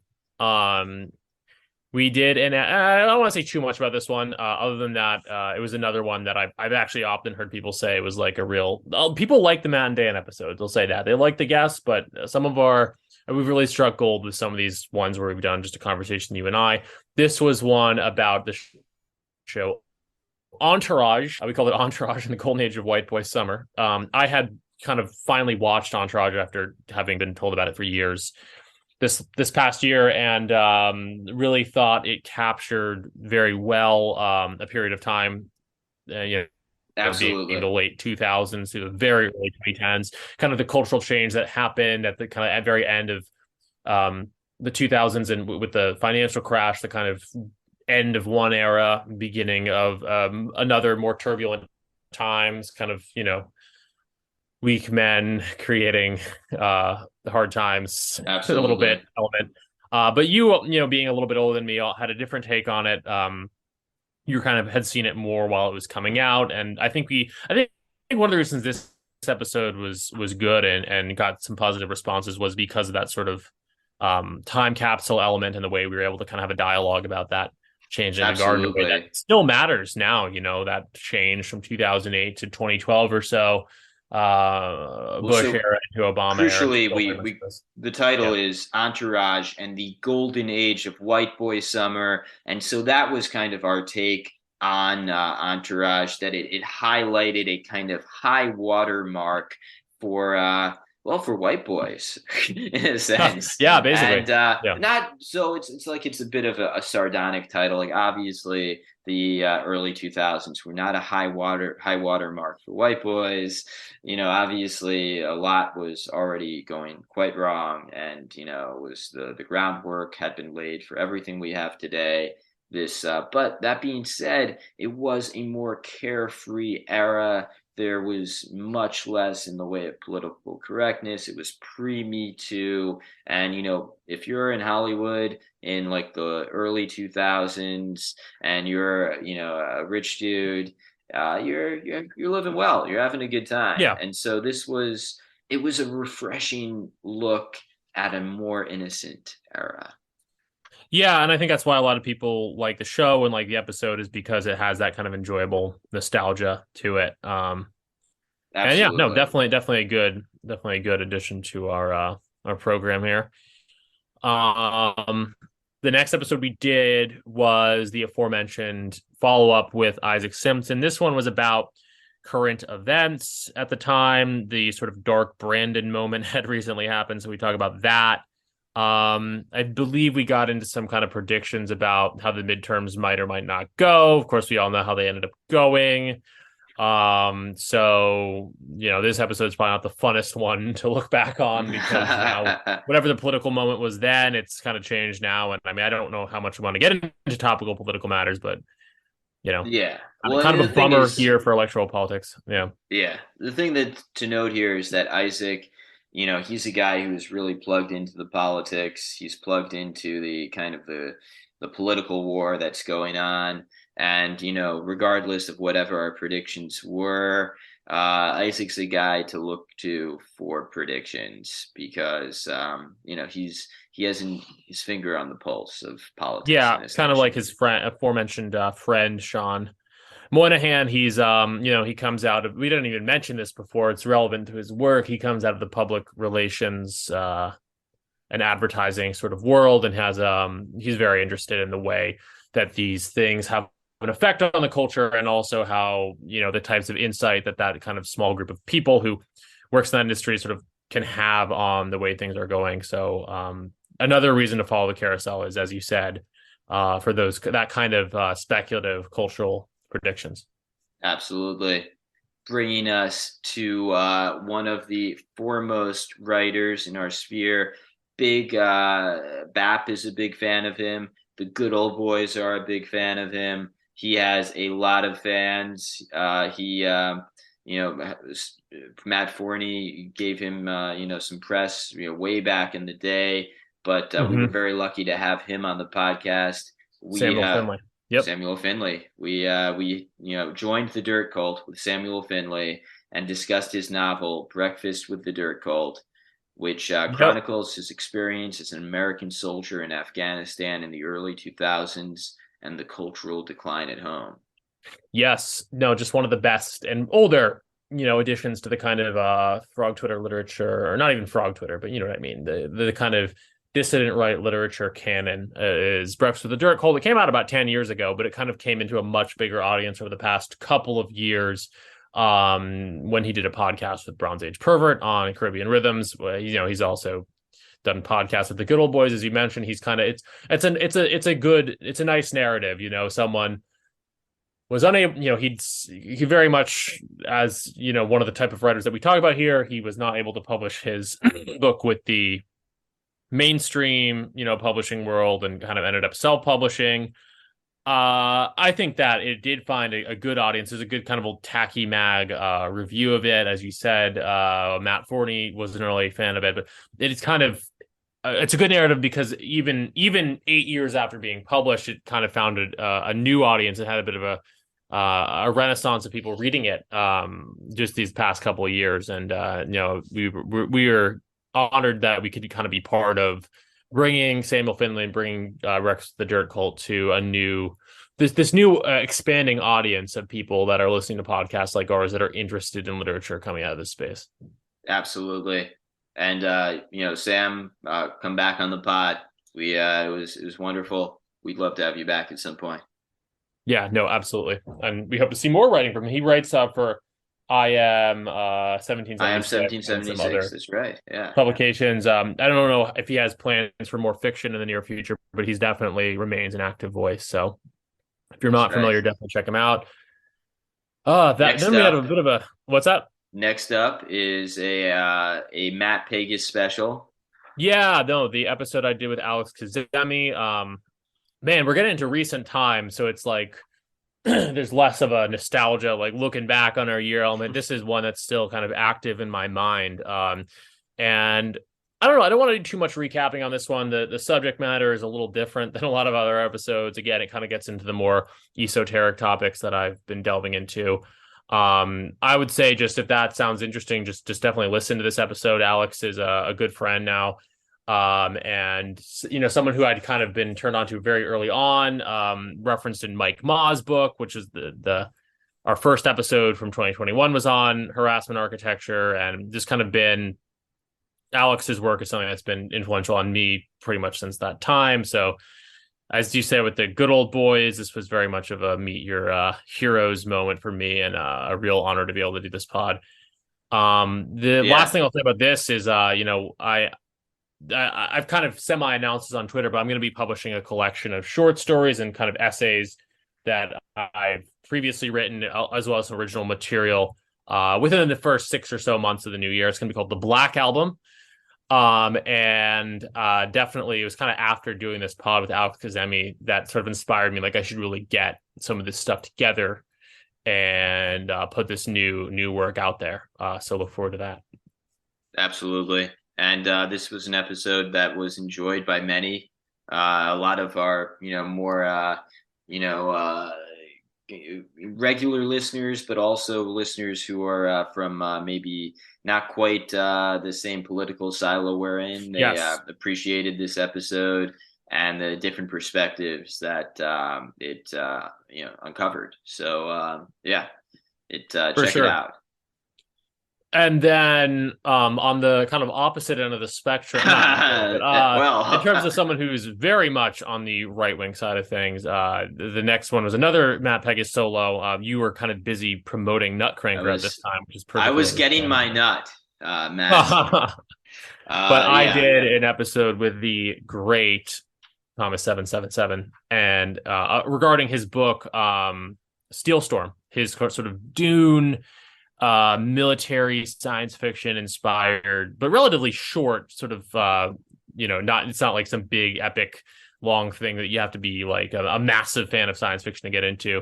Antelope Hill, or actually not Antelope Hill, Imperium Press published this book of Thomas 777 that I really was very impressed by. It's extremely well written. A lot of people know Thomas 777 for his based historical takes, but he really is a very good writer as well. And I did this episode with both Thomas as well as his frequent collaborator Aaron Cummings, who's a bit of a Zoomer. Thomas 777 is obviously kind of one of the older members of our sphere, but he does this pod, Loud Sound Epicenter, with Aaron Cummings, which is a lot of it's kind of about rock and roll and sort of not directly about politics, but about music. So the conversation I ended up having with Thomas as well as Aaron was very multifaceted, and I think we got into some great topics. Absolutely. Yeah, no, I mean, that was, sorry I couldn't be on it. And I really enjoyed listening to it, and not just for the stuff you got into with Thomas, but Aaron had some really good insights too about being a Zoomer and Zoomer in today's culture. And, they are like a real great pairing, him and Thomas. They are. Yeah. It's a real May-December romance there. Not to suggest any. I mean? No, Aaron's great. I hope we have him, and I hope we have Thomas back on the pod at some point. There's a lot to delve into there. Aaron's he's getting another one of these guys who's really well connected with like the Prudentialists and Geo and stuff, and he's kind of a good pusher of like stuff branching out a little bit safely without too much compromise of OPSEC, but nevertheless into real life. He's actually active in the Fresno State College Republicans. He's a fellow Californian. Yeah, I mean, who knew they had Republicans at Fresno State? But Fresno is a very conservative area. Oh, really? I just assumed all of California, but no, Fresno is like Central Valley. Yeah, deep rural kind of farming community. Wow. It's Red America out there. Aaron's a very charismatic guy, and we look forward to seeing what more he gets into in 2023 and beyond. So that brings us to the future of Dissent with Mark Granza. And this was one we were trying to get for a long time. Very great to, finally have Mark on the pod. Mark is the editor-in-chief and founder of I'm 1776 and the very popular I Am magazine. And he has just produced, kind of like, these are, I Am magazine especially, it's an actual physical magazine that features articles about the culture, articles about politics from a dissident and right-wing perspective. He's published authors such as Ben Braddock, Catherine D., Samuel Finley, just people from across Michael Anton, from across the ideological spectrum. I Am 1776 is the home, I believe, more or less, of Lafayette Lee, who is writing some of the best, political and social commentary around right now. So it was really a pleasure to sit with Mark, to get his take on not only, politics and culture, but on how I Am 1776 came to be and what his plans are for it and for the the national populist right. Yeah, definitely. And, similar to what you said about Man's World, I Am 1776 is one of these just high gloss, great cultural products of our sphere that people should check out, both in its presence online, but also it's really fantastic, physical publications. Yeah. Well, without further ado, because we we've been on for a little while, we're gonna go to the next one, Art in the Dark with Kevin Kautzman. And Kevin, we've talked a lot about him already. Big friend of the pod. Kevin is the one of the founders and co-hosts of Art of Darkness. He is the founder of Badmouth Theater Company, which is a theater company based in Minnesota, St. Paul, Minnesota, where he produces and reads plays that are, if not dissident, are not. He is by no means beholden to the kind of liberal and progressive consensus that governs the theater industry. And he himself is the author of an excellent play, Moderation, which is very relevant today because it is about moderators on a Twitter-like site who have to kind of decide what to censor, what not to censor, and the toll it takes on them personally. And frankly, he is writing stuff that's on the forefront, the pulse of the culture, and he's a great guy. He's a friend of the Yeah, no, pod. he's really really very good natured, very volatile. He's a pleasure to have Kevin on. This was our second episode with him, and probably not our last. We had a pretty sprawling conversation where we talked a lot about their episode on Crowley, which was coming out with Art of Dark Pod not long after we posted this one, and yeah, no, just always a pleasure to have Kevin on. Absolutely, Kevin's the best, and Kevin's the best. we'll see him soon, I'm sure. Yeah, and that brings us to another repeat guest. That's right. Now we're really getting into recent times. What's up? Oh no, I said that's right. Yeah. Yeah, we took the Eggs Benedict option with Raw Egg Nationalist. The return of Raw Egg Nationalist, and I think we've pretty much covered Raw Eggs out, but it was great back on. This Absolutely. was when we first had him on. That was before the now infamous, or now legendary End of Men documentary on Tucker Carlson Originals. When we first had him on, it was kind of in the lead up to that, and then we were able to actually talk about that documentary with him, which is indeed well worth checking out. And absolutely, yeah, he's he is.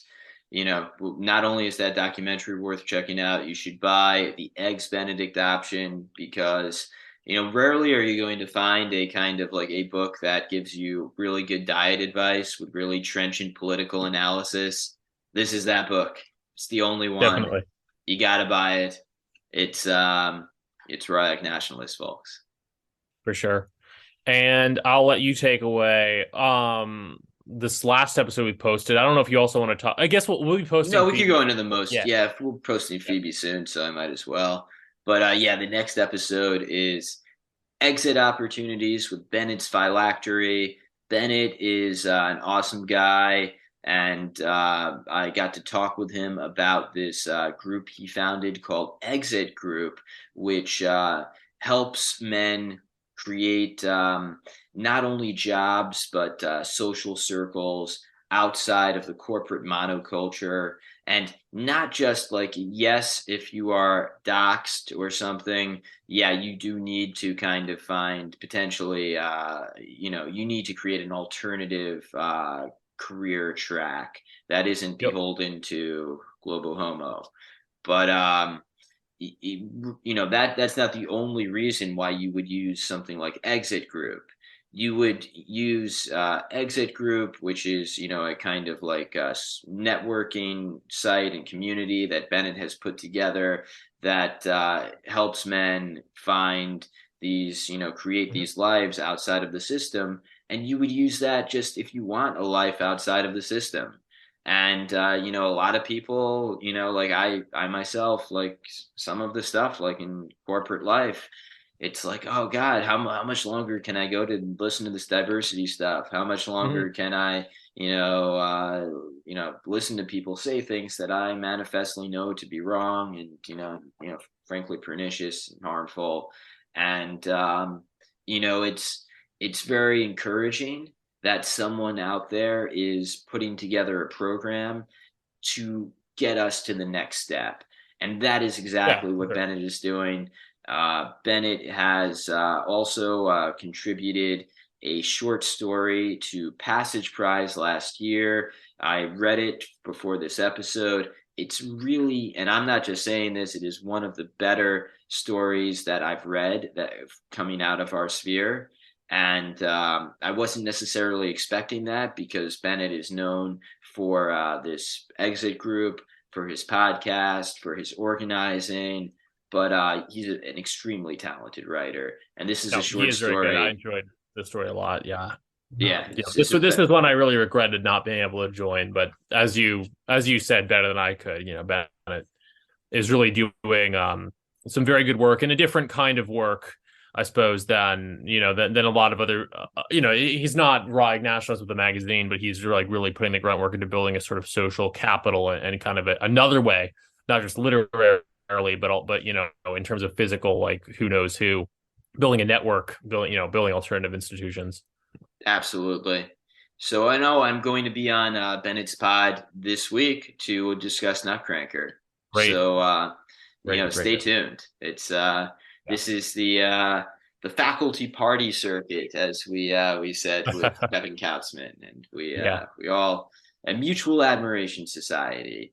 And in fact, mutual admiration society, it's entered my lexicon, but I got it from our next guest, Phoebe.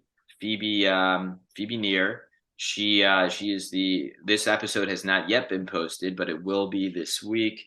She is the organizer and host of the De Vere Ball, which was an event in New York City over the summer, Mhm. which drew the creme de la creme of New York society, and it drew Curtis Yarvin, Jack Mason of Perfume Nationalist, and many others, many from our scene. Nick was Yeah. there. Just many people who you might know or recognize, and Mhm. it was really just a great night. It was and it was devoted crucially. So Yes. it's like who is this Antecedent, Edward right? de Yeah. Vere? Yeah, there will be a new De Vere ball on the 28th of January. I will be there. Others will be there. Ariel Pink, I think, will be there. Yes, Sarah Pink will be there. But There is a chance I will be there. yeah, please come, man. Say, It would be yeah. great.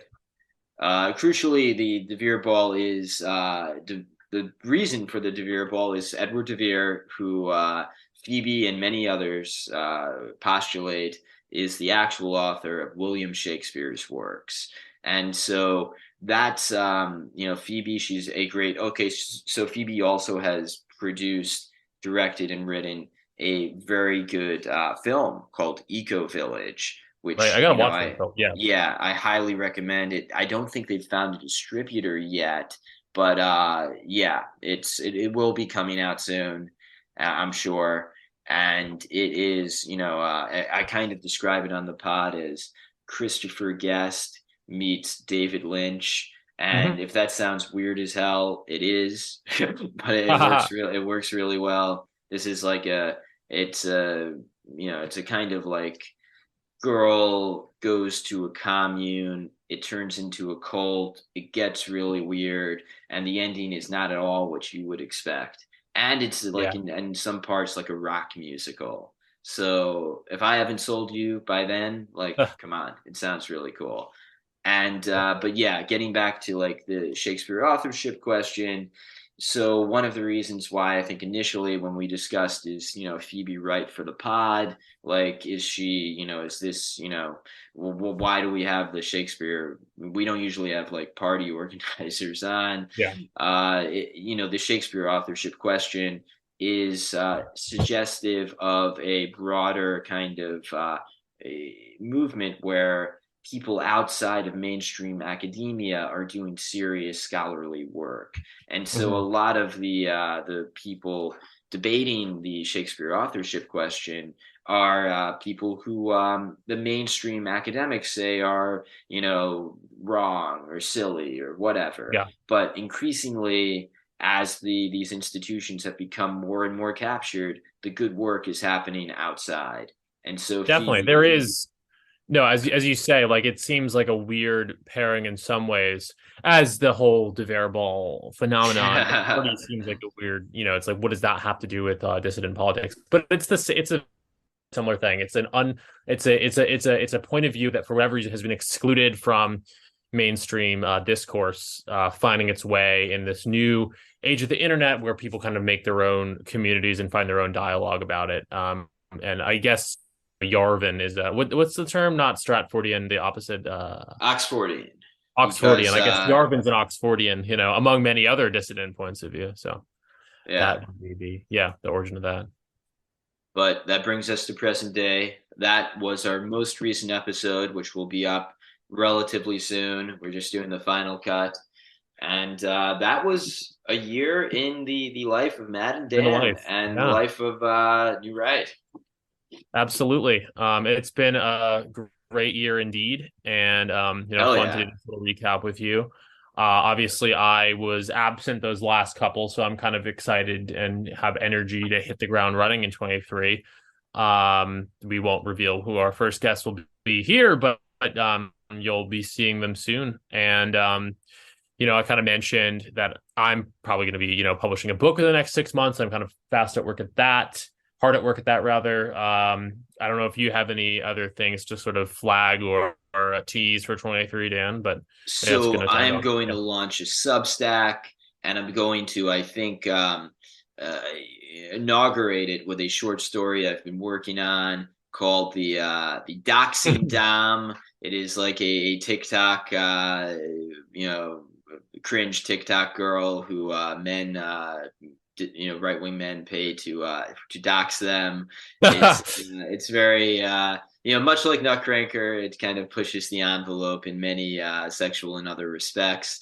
yes, So if you like my deranged thoughts, well, you'll find it on my Substack, which I will be launching soon. This will be the inaugural short story. So I'll absolutely. tell you all about that on the timeline. Don't worry. For sure. So between new writing from Dan and I and new write episodes, we're hoping for a content-filled 2023. And as kind of previously mentioned, hopefully some good in real life meetups as well. And we think that's gonna be good. As always, Peter Thiel, please come on the pod. We are open for all sorts of conversations. So see. Yeah, looking forward to a happy and prosperous 2023. Absolutely. All right.